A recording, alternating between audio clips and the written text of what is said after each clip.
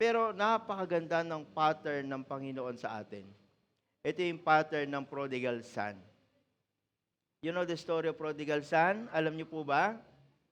No, yung bunso, kinuha niya yung mana at ibinigay naman ng tatay ang kanyang mana.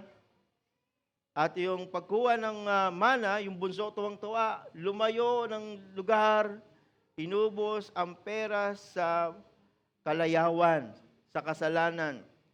At dumating yung panahon na yung anak niya, no, na dumating yung tagutom, nagtrabaho, nag-alaga ng baboy, no, at kuminsan yung pinapakain niya, no, sa baboy, gusto niya nang lapain yung pagkain na yun dahil sa gutom.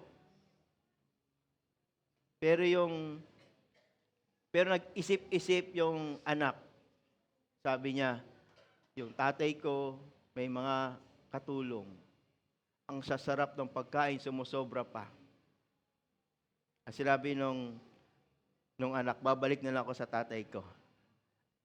Sasabihin ko na lang, ituri na lang akong isang alipin. Kahit kasi inisip niya, kahit turi siyang alipin, busog siya, maganda yung kinakain. Pero yung tatay, nakita siya malayo pa lang. At doon pa lang sa dulo, kitang-kita. Yung tatay, tumakbo doon sa anak, niyakap. Ibinalik yung dati niyang kalagayan. Hello? Alam niyo po mga kapatid, ang kalagayan talaga natin, makikita natin ito nung panahon ni Eva at Adan sa paradise. Yun talaga ang kalagayan natin. Wala na tayong iisipin magbukal, magtrabaho. Ang iisipin na natin doon pumitas. Hello? At yun ang gustong ibalik ng Diyos sa atin. Gusto niyo ba yun mga kapatid? Kaya yung tatay, no, talagang yung anak niya sabik na sabik siyang mayakap. Kahit amoy baboy yung kanyang anak.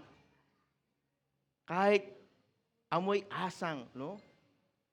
Pero dahil mahal niya, ganun katindi ang ating Ama sa langit. Amen po ba?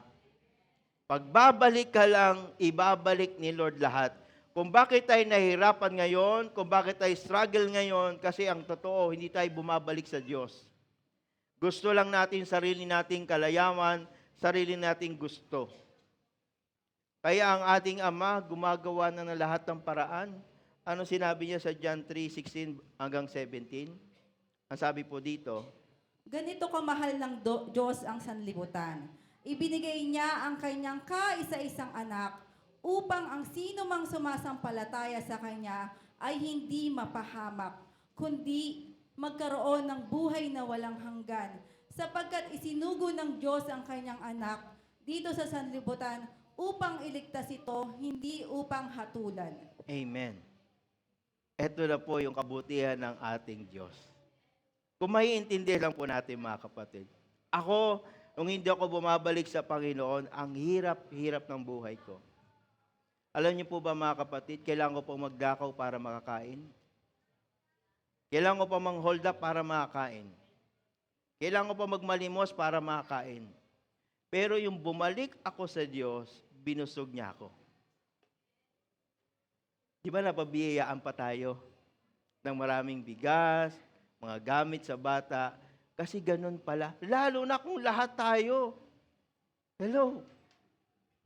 Nanay, tatay, kung lahat tayo babalik sa Diyos,